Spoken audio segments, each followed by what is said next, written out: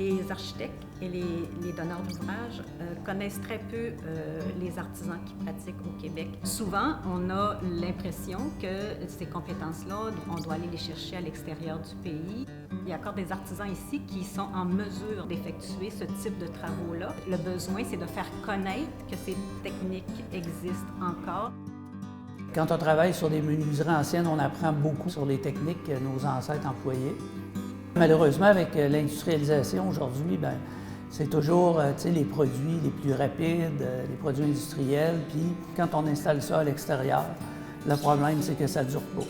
On va essayer ensemble de regarder pourquoi c'est comme ça et quelles seraient peut-être les façons de faire pour éviter ça. Souvent, à l'intérieur des formations, il y a aussi un restaurateur ou un conservateur qui va se joindre à la formation, puisque c'est un expert avec un autre type de compétences qui va permettre souvent à l'architecte de prendre les meilleures décisions possibles. C'est vraiment un jeu de détective, parce qu'il faut essayer de comprendre, analyser cet objet-là. Puis une fois qu'on va l'avoir bien identifié, là, on va faire une fiche d'intervention, on va dire qu'est-ce qu'on va faire. Par exemple, si j'ai un morceau de plancher fin du 18e, environ vers 1780. Comme à cette époque-là, les plafonds, c'était le plancher qui servait de plafond, on voit que là, il y avait une certaine finition. On sent encore très bien les marques, là. On sent bien les vagues là, du rabot. Ça veut dire que les personnes qui vont intervenir là-dessus, s'ils font du décapage, on va leur dire qu'il ne faut pas qu'ils grattent ça, il ne faut pas qu'ils sauvent ça avec des machines, qu'ils passent les planches dans le planeur. Ce qui est important aussi de remarquer, c'est la couleur du bois.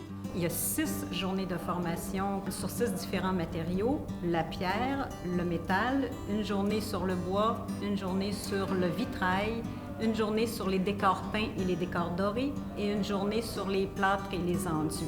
Les formations sont conçues et développées par des artisans pour permettre justement de bien connaître le travail de l'artisan, de connaître les propriétés des matériaux, comment les matériaux bougent, comment les matériaux se transforment. Si vous arrivez sur un chantier et que vous voyez une fenêtre comme ça, c'est quoi votre impression de départ?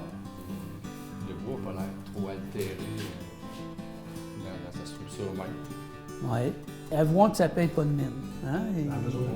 Le client, là, sa première impression, ça va être de dire, c'est plus bon, il faut jeter ça. Là. Mais en réalité, quand on commence à l'examiner, si on commence à y toucher, puis qu'on regarde comme il faut, on se rend compte qu'il n'est pas pourri. C'est notre fameux bois de Ravé, là, c'est incroyable.